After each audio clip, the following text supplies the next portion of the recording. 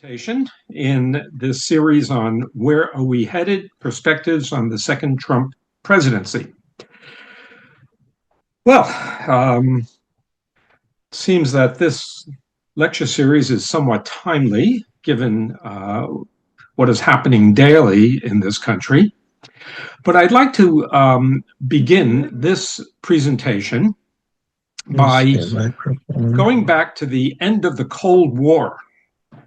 In the early 1990s, when the Soviet Union collapsed and there was a wave of democratization occurring across the globe, the United States promoted something.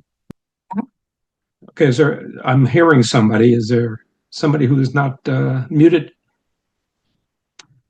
So in the 1990s... Looks like everybody's muted now. Okay. In the 1990s, the United States promoted a liberal international order, and new democracies emerged in Eastern Europe in the wake of the fall of the Soviet Union. These are countries that began to emphasize separation of powers, an independent judiciary, a system of checks and balances between branches of government. And so that was a very encouraging development. But recently, the global winds of authoritarianism are stronger now than ever before. There's been an alarming trend of what is called democratic backsliding around the world. As you can see, democratic backsliding is the process of declining integrity for democratic values or institutions in a political system. It's a phenomenon sometimes characterized as an erosion. This democratic backsliding features politicians who scapegoat marginalized groups and who chip away at democratic norms. In fact, today, in the world, there are more closed autocracies than liberal democracies.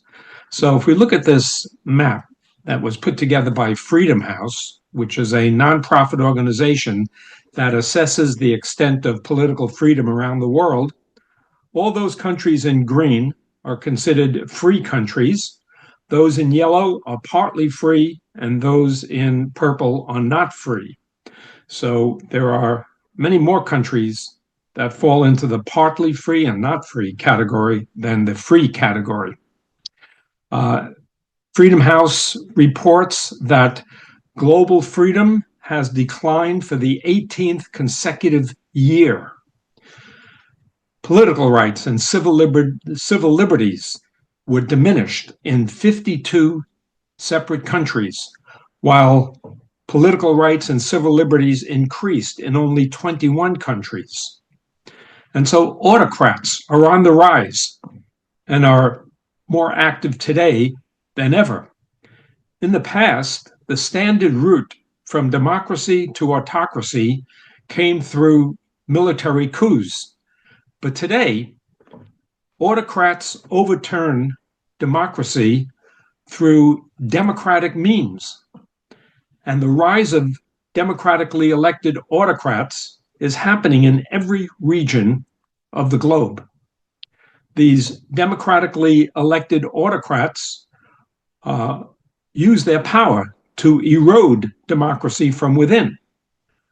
Once they gain power, they adopt measures that lead to the incremental deterioration of democratic institutions, democratic rules, democratic norms. Somebody called that the salami approach. Most of these authoritarian regimes adopt a populist and nativist rhetoric that targets minorities and vulnerable groups as potential threats to the country. Now, the rise of the Nazi Party in Germany set the template for how a democracy can be overthrown through democratic means.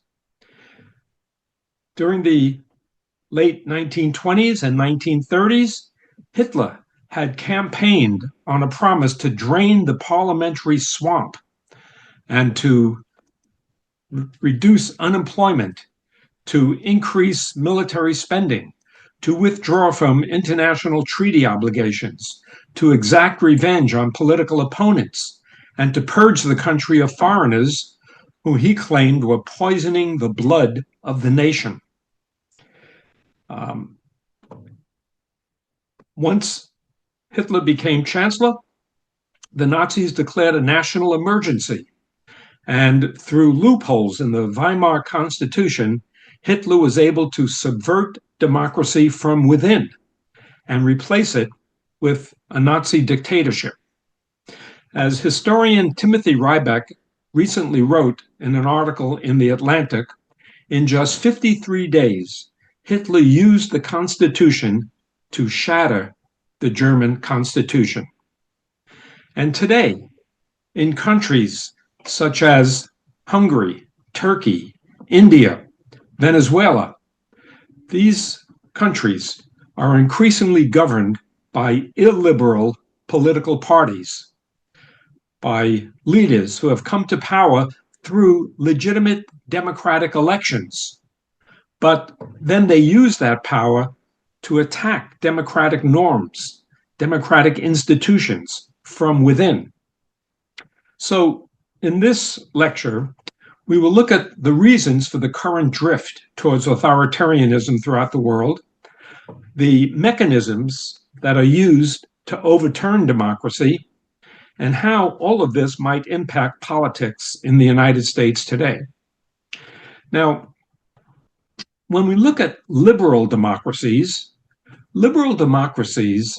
are typified by free elections, by majority rule, with laws that protect minorities. Liberal democracies have governments based on the consent of the governed. They have institutions that are accountable to the people. They adhere to the rule of law, and they respect human rights. The elections in liberal democracies provide for the peaceful transference of power. Liberal democracies feature independent courts, an independent press, and a thriving civil society. The opposite of liberal democracies are illiberal states that might nominally contain democratic institutions, such as political parties, elected legislatures, frequent elections, but all of these democratic institutions in illiberal democracies are managed in such a way as to entrench authoritarian rule. So the path to authoritarianism usually first involves democratic backsliding, propelled by political figures and parties with authoritarian instincts. Now, these regimes generally abolish or restrict civil liberties. They concentrate political power in the hands of the executive, and they impede and weaken free elections. Now, the current government of Hungary offers a test case of how a democracy can backslide into authoritarianism. It's a case study that has very serious implications for Americans today. So let us take a look at what happened in Hungary. Viktor Orban became prime minister in 2010, and his Fidesz party has systematically dismantled the pillars of liberal democracy in Hungary. They have steered the nation towards what Orban himself proudly labels as an illiberal state. Orban's Hungary is a textbook case of democratic backsliding, with assaults on minority rights, with aggressive nationalistic rhetoric, and attacks on the rule of law.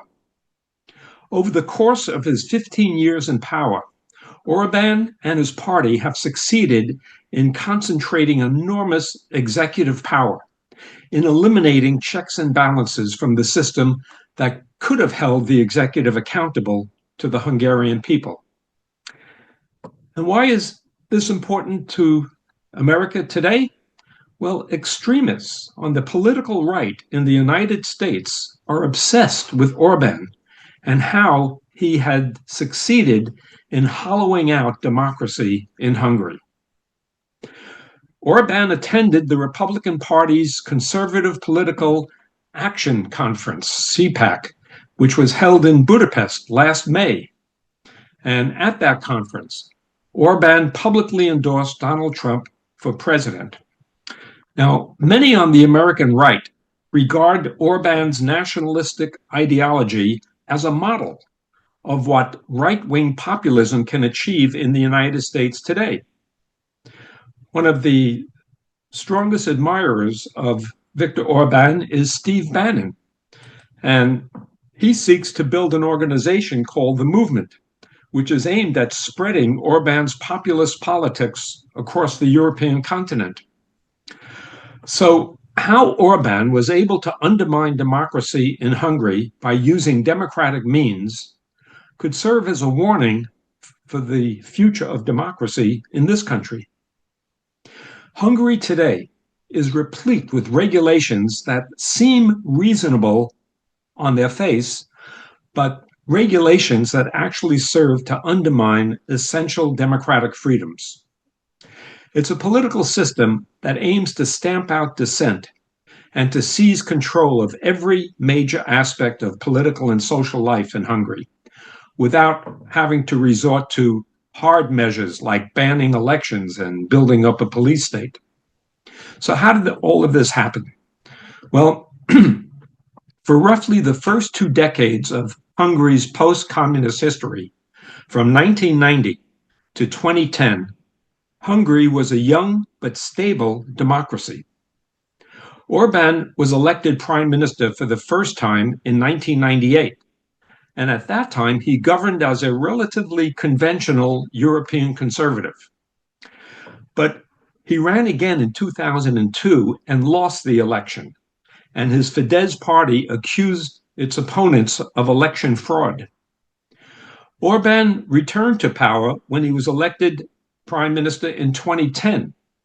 And in the 2010 election, Fidesz, his party, won more than 2/3 of the seats in the Hungarian parliament. So you can see in this diagram, Fidesz won something like 67.9% of the seats in parliament.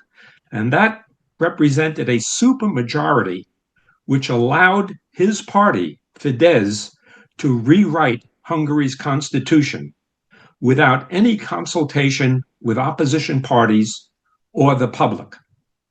So the Hungarian constitution allows a political party that wins more than 2/3 of the seats to rewrite the country's constitution. And the Fidesz party went about redrawing parliamentary districts by gerrymandering to give Fidesz an overpowering advantage over rival parties. Civil servants were fired en masse and were replaced with civil servants who swore loyalty to the Fidesz party. Fidesz allies were installed in vital roles, such as election supervisors.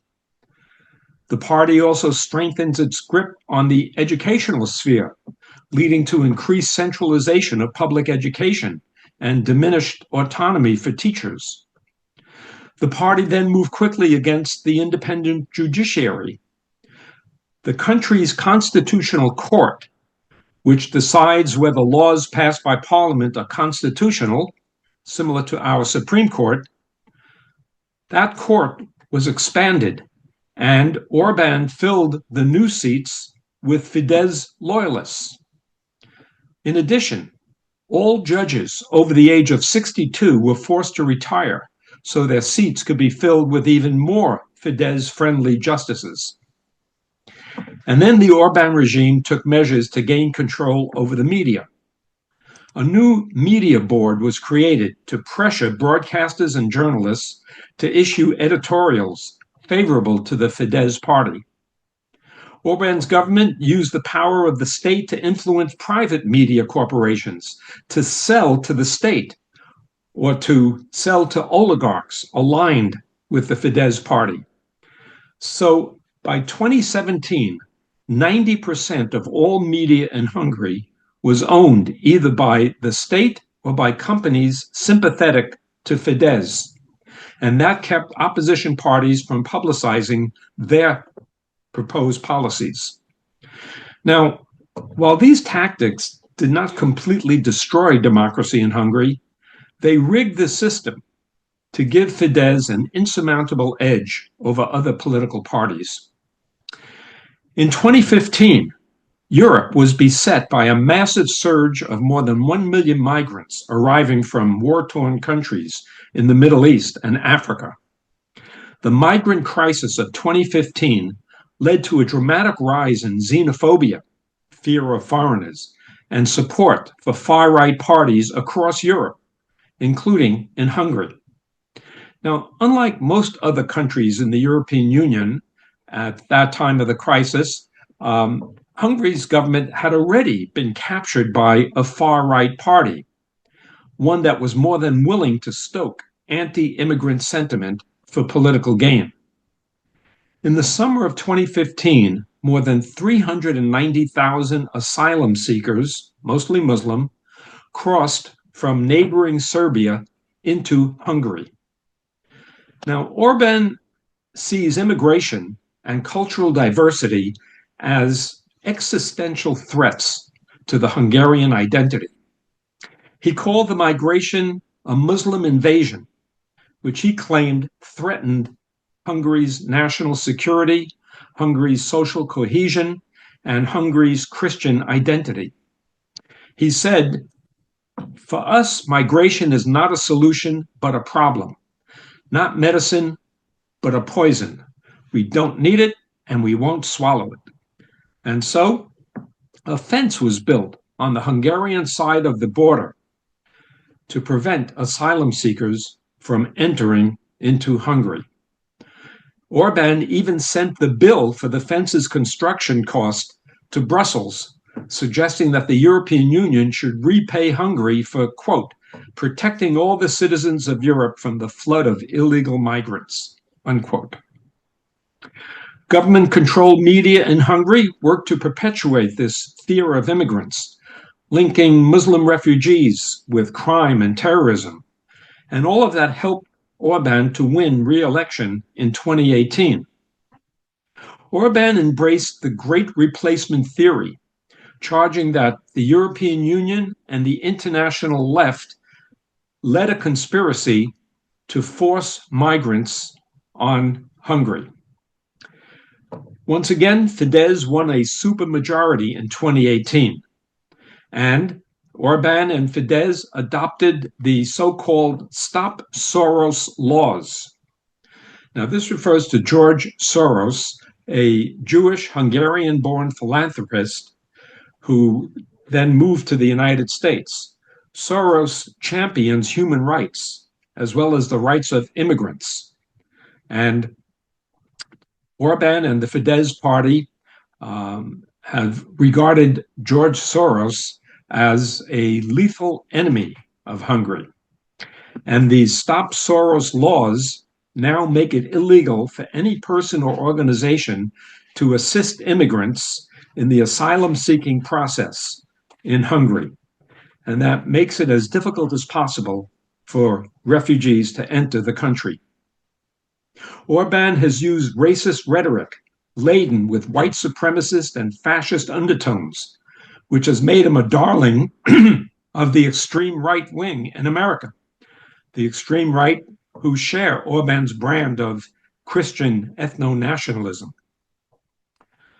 Tucker Carlson even took the opportunity to broadcast his primetime show on Fox for 1 week from Budapest.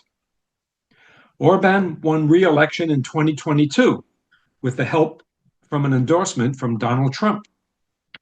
Now, as the refugee crisis subsided in Hungary, the government continued to identify new threats to the nation, targeting vulnerable minorities such as LGBTQ and the Roma people, who are commonly referred to as gypsies. The government in Hungary seeks to perpetually fuel a sense of crisis as a strategy to distract the public from the failures and shortcomings of Orbán's regime. Nevertheless, a Pew Research poll shows that despite the erosion of democratic institutions and hyper-nationalistic rhetoric in Hungary, 57% of Hungarians approve of Orbán's leadership. But the rise of right-wing, anti-democratic leaders is not just unique to Hungary. Rather, it represents a global trend in overall democratic decline. But the Hungarian model has grabbed the attention of the far right in this country. Fidesz found its counterparts on the right wing of the Republican Party in the early 2020s. Republicans appear to have learned from Orbán's control of nearly all the levers of power in Hungary since he became prime minister in 2010. Many on the political right believe that a similar seizure of control of the instruments of American governance is necessary in this country. In January of 2024, then candidate Trump declared, "There's a great man, a great leader in Europe, Viktor Orbán. He is the prime minister of Hungary. He is a very great leader, a very strong man."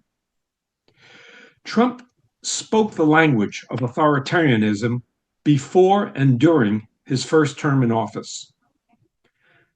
He was citing problems that were besetting the country when he first ran for president in 2016. And when he cited these problems, he proclaimed, "I alone can fix it."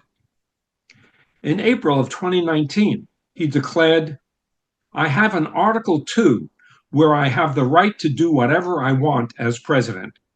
Well, Article 2 refers to the powers of the presidency in the Constitution, but it does not give the president the right to do whatever the president wants, as Trump claimed. Now, once Trump was elected in 2016, he abused presidential powers in a number of ways. He used his office to enrich himself. He refused to divest from his international business empire while president. He billed the US government millions of dollars, including for Secret Service agents to stay at his properties while they were protecting him. And that amounts to a massive conflict of interest. Foreign leaders were demanded to stay at the Trump Hotel in Washington.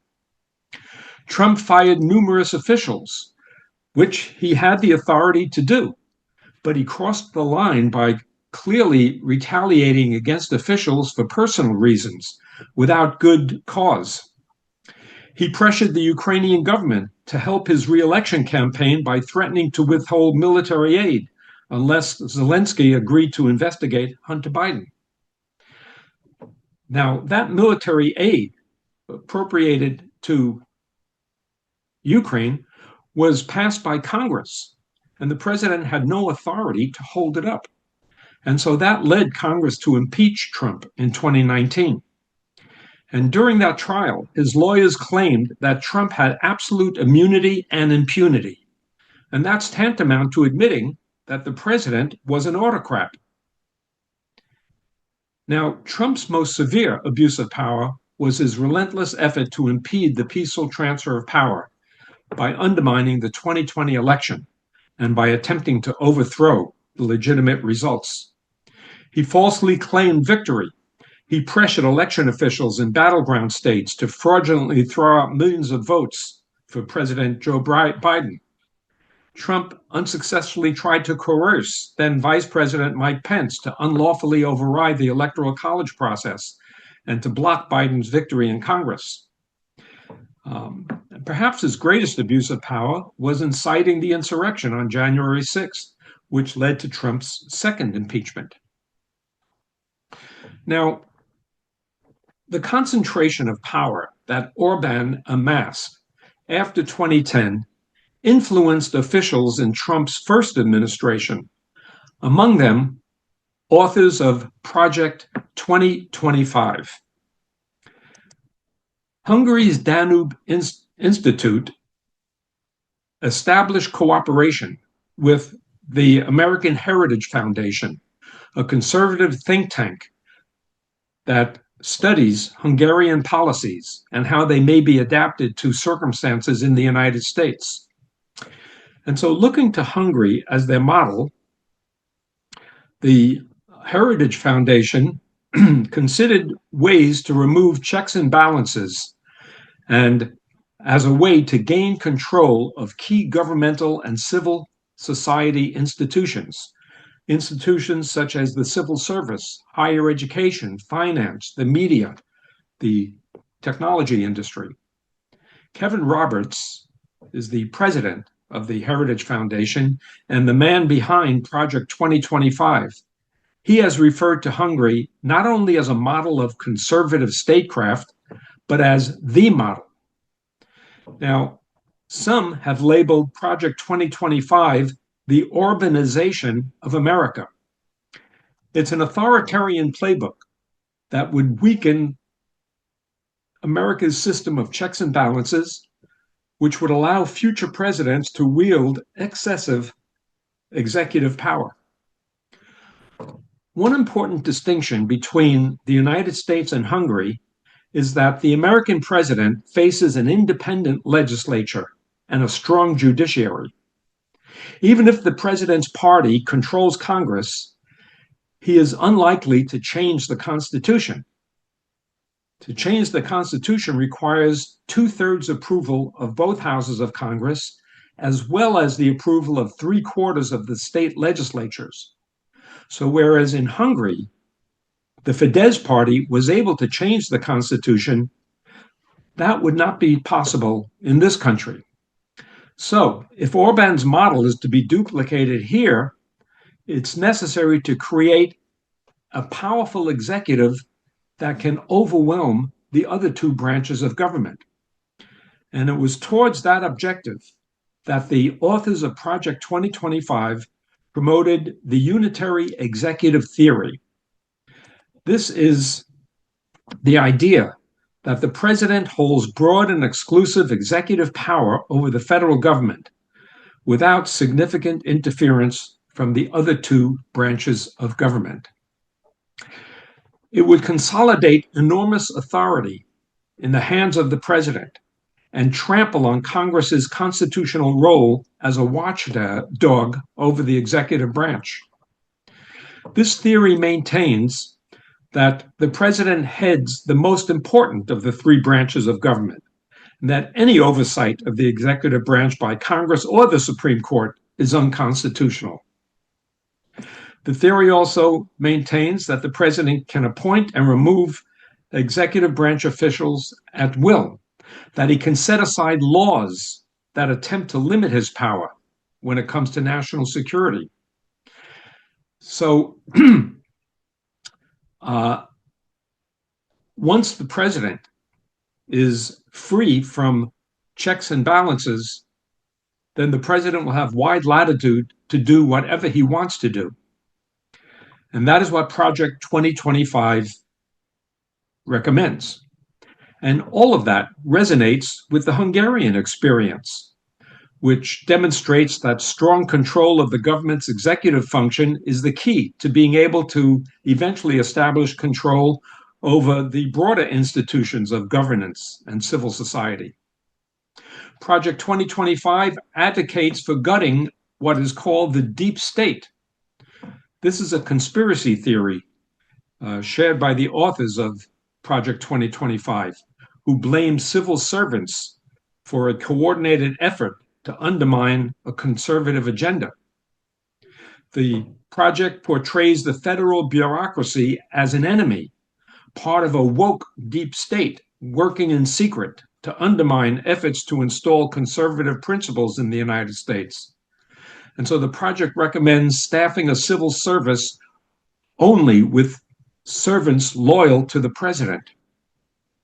Project 2025 paints progressives and liberals as outside acceptable politics, not just ideological opponents, but rather inherently anti-American. Project 2025 targets the Department of Justice and the FBI, which have traditionally acted independently to ensure the rule of law.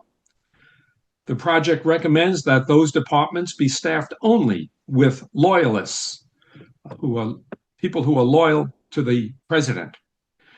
Politicizing key institutions such as the civil service, the Department of Justice, and the FBI, that's more characteristic of authoritarian regimes. It would allow the president to take control of investigations and prosecutions.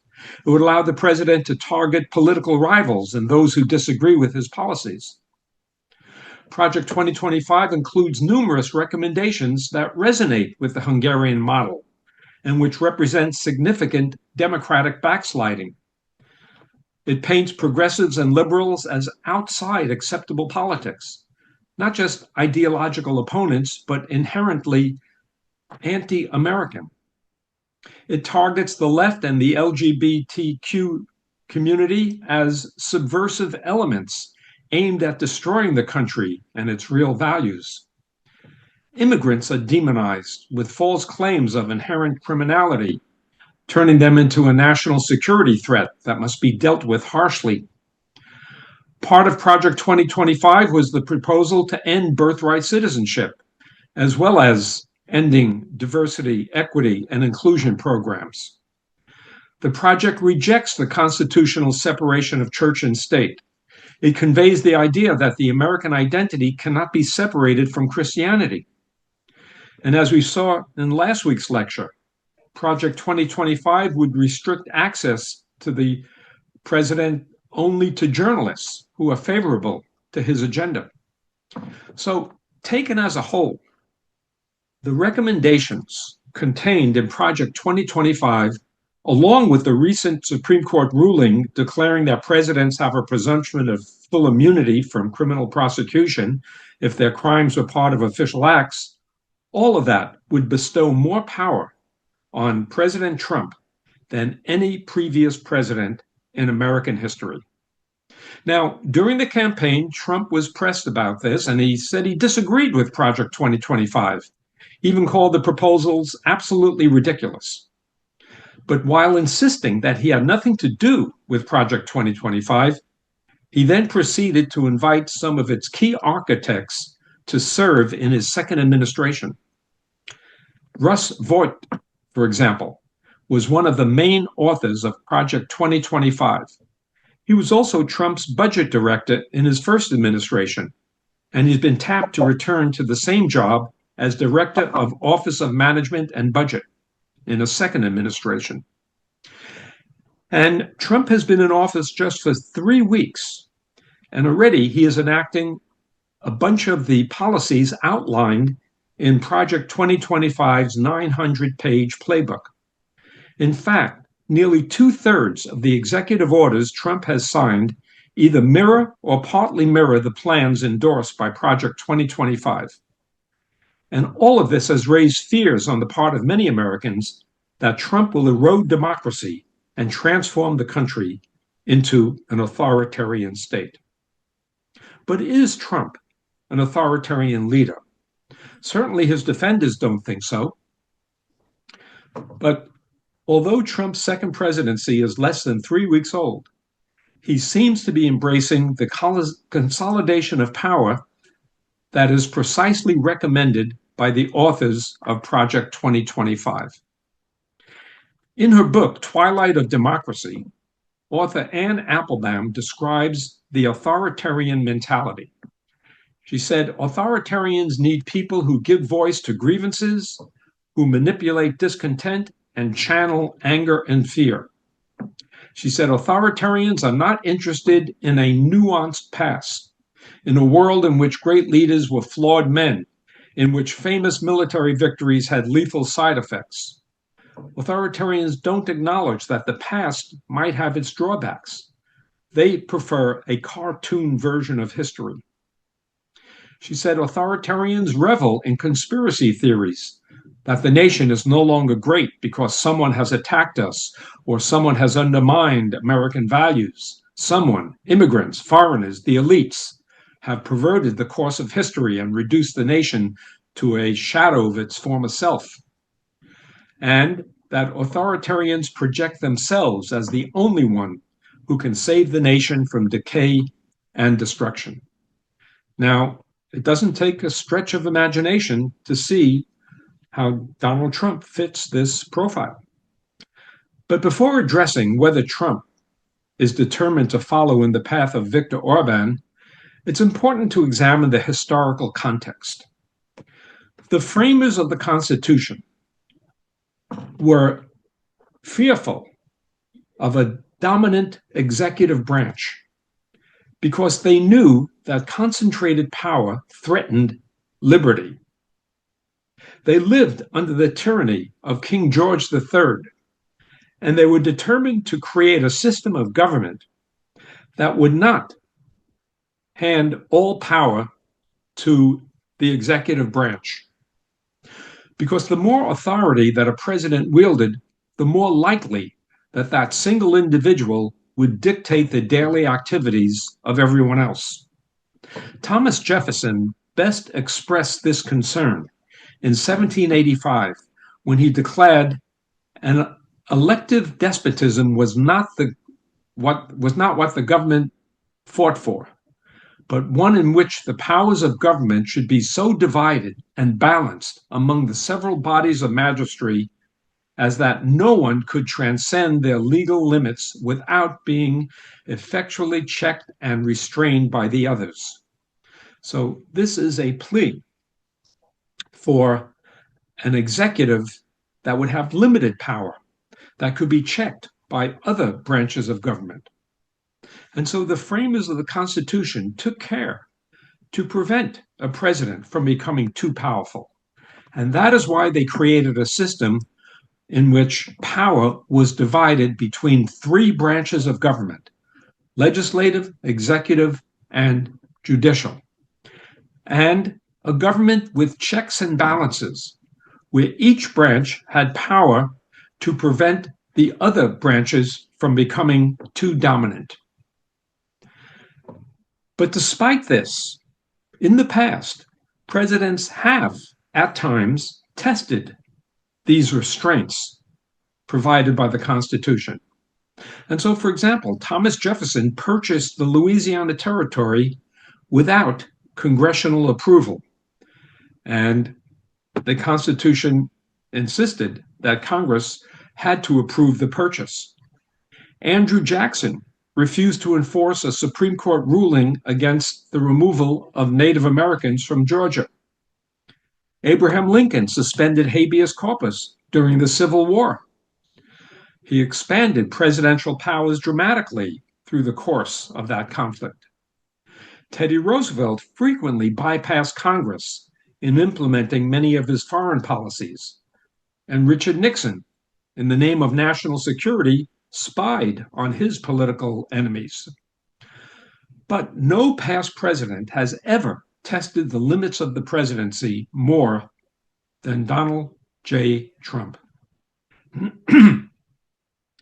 Now, the hallmark of authoritarian rule is the aggrandizement of executive power, often with the cooperation or acquiescence of legislatures, of courts, and other institutions that were originally designed to provide checks and balances. Now, Trump clearly wants to test the limits of the presidency, particularly with his executive order ending birthright citizenship, even though it's guaranteed under the 14th Amendment. And Trump has surrounded himself with loyalists who will follow his orders without hesitation, regardless of the consequences and moral implications.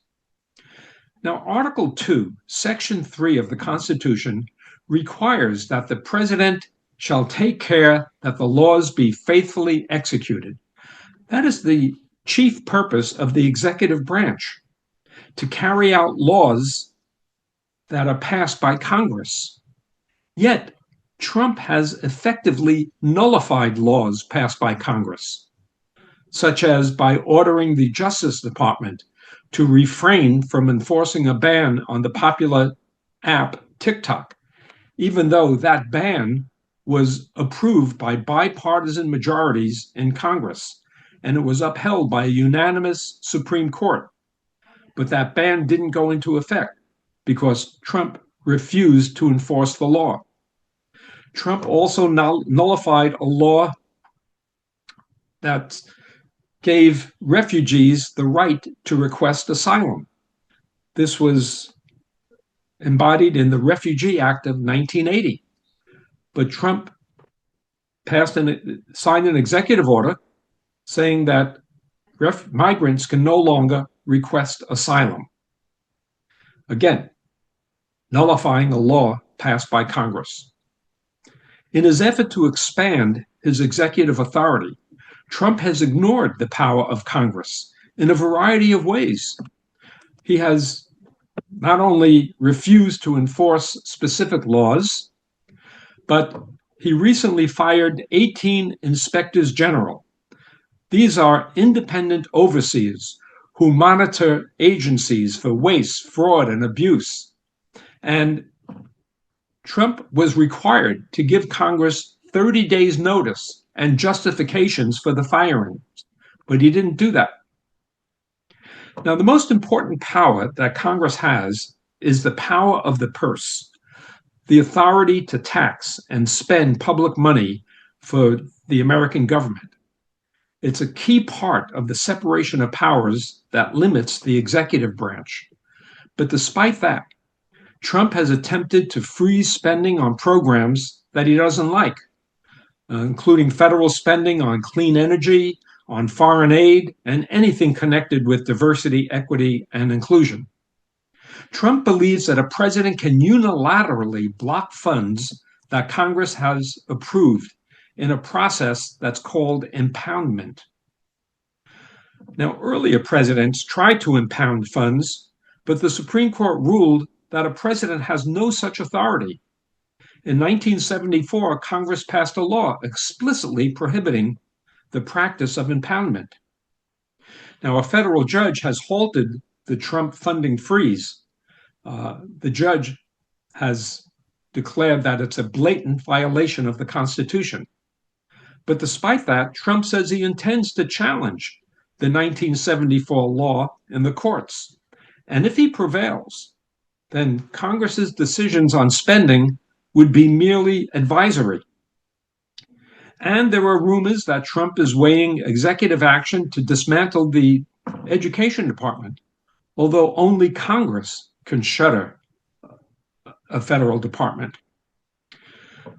Now, authoritarians amass power by stacking institutions and departments with lackeys and compliant allies. The Federal Civil Service in America consists of more than 2 million nonpartisan expert personnel who carry out the daily business of government. They're hired for their expertise, not for their partisanship. They're committed to the law, not to any political agenda. But Trump and his chief budget advisor, Russell Vought, have denounced career bureaucrats as members of the deep state. Trump's Office of Personnel Management issued a memo asserting that the senior executive service, roughly 8,000 career employees atop the bureaucracy, now must serve at the pleasure of the president, meaning they could be fired at will. Trump offered some 2 million civil servants a deferred resignation plan under which they would give up their jobs, they would retire in exchange for up to 8 months of paid leave. And he offered this plan without asking Congress to raise the money in order to fund it. Now, he put a deadline of today, that is, civil service employees had a deadline of deciding whether to retire today. But a court order has temporarily delayed that deadline. Trump has violated legal protections for civil service employees and proposed subjecting them to political loyalty tests. He purged senior Justice Department prosecutors and investigators.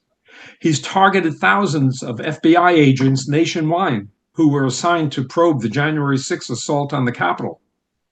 Now, all of this is in defiance of legal rules against arbitrary removal. Now, all federal workers are bound to uphold the Constitution. They take this federal employee oath, swearing allegiance not to the president, but to the Constitution. So firing career federal prosecutors based on their presumed political loyalty is deeply unconstitutional. And it would serve as a warning to all other federal employees that if they want to keep their jobs, they have to express their loyalty to the president, not just the Constitution.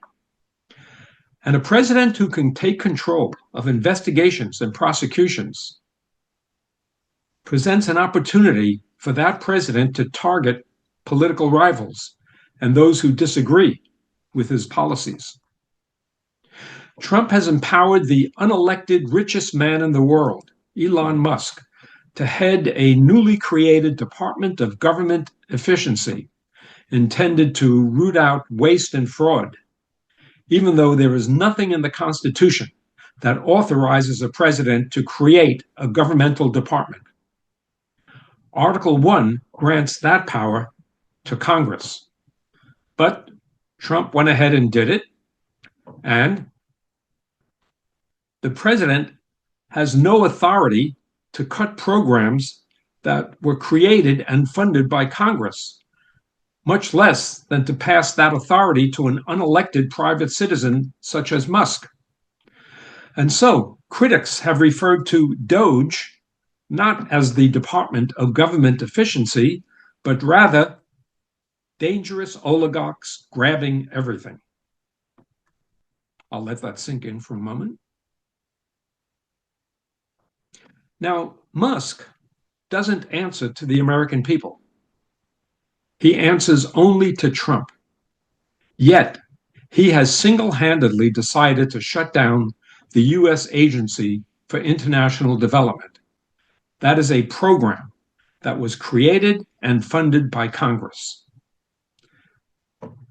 Now,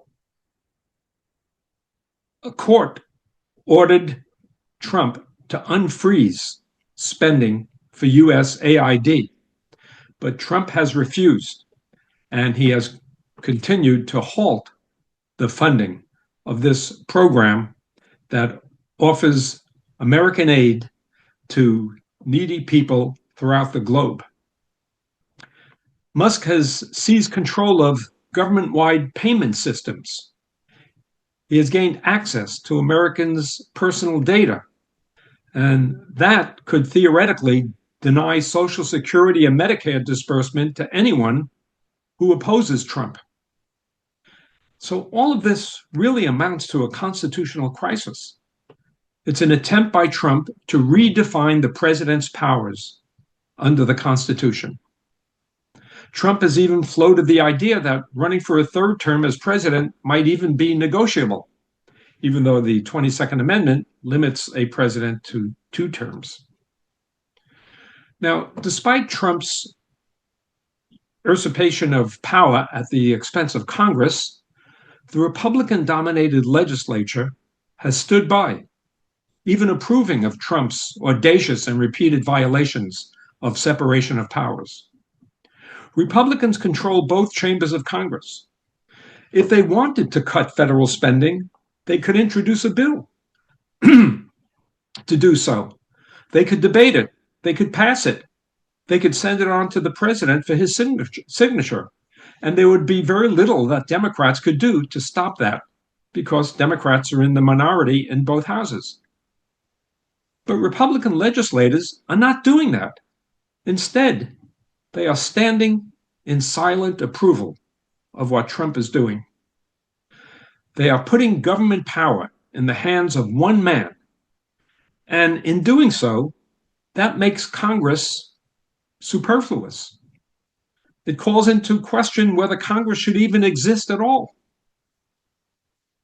All of this is consistent with the unitary executive theory that holds that the Constitution should be interpreted to prohibit Congress from enacting laws that limit a president's absolute control over the executive branch. So, is Trump an authoritarian leader? Does he represent a threat to democracy? Well, tactics frequently adopted by authoritarian leaders include the following: the aggrandizing power in the hands of an executive, politicizing independent institutions, spreading disinformation, quashing dissent, targeting marginalized communities, corrupting elections, and stoking violence. So I leave it to you to decide whether Trump fits this authoritarian profile. So, whether you think Trump is a threat to democracy or not, it seems undeniable that he is trying to bend the government to his will by gutting the civil service, by freezing federal funding, by ignoring the powers of Congress, and by attempting to purge any government official not deemed sufficiently supportive of his policies. A good number of such initiatives have been challenged in the courts, including a ruling just today, this morning, that delayed the federal worker resignation program. And it's very possible that Trump believes that in the long run, the courts will be friendly to his version of his authority, particularly since the Supreme Court seems favorable towards Trump based on some recent decisions. In Trump's first presidential administration, our democracy was protected by other government institutions, by resistance from people within Trump's administration, and by the general incompetence of the Trump administration.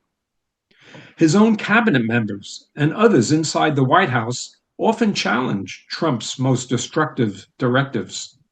But this time around, he has chosen loyalists who will never provide resistance.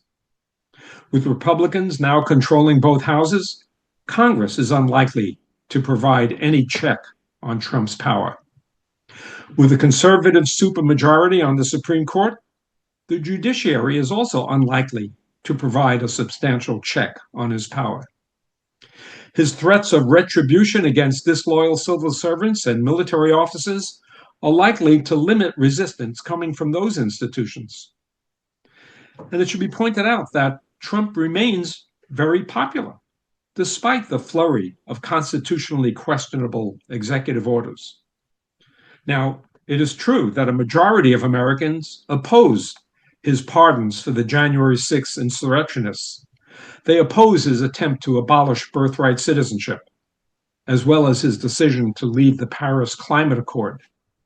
But a recent Quinnipiac poll showed that 46% of voters now approve of the job that Trump is doing, while 43% disapprove, and 11% did not offer any opinion. So a greater percentage of those polled approve of Trump's policies. Now, Trump might run into a roadblock in trying to implement his goals. Some state governments and local governments might oppose him, and that would make it difficult for Trump to use military force to grab and detain millions of immigrants. The stock market may serve as an additional check on Trump if his policies cause a sharp decline in stock prices. And so you may remember a few days ago when Trump announced he would impose a 25% tariff on Canada and Mexico, stocks tumbled, which may be why he immediately reversed himself, pausing on tariffs to those countries for 30 days. In addition, policies such as mass deportations, high tariffs, and excessive attacks on political opponents could turn off many people, and get others to be more involved in politics again. But I think we are in uncharted territory. Less than 3 weeks into the second Trump administration, things have changed dramatically in this country. So if you are not concerned about the future of democracy in America, then in my estimation, you haven't been paying attention. Those who support Trump argue that he was elected precisely because he promised to take a wrecking ball to government. And it just may be that a good portion of the American electorate want a more authoritarian rule in this country. But we should keep in mind that Trump did not win a majority of the popular vote. And if those of us who want to preserve democracy do not speak out against injustice or executive overreach when we see it, then we become the accomplices of those who misuse their power. Okay, so that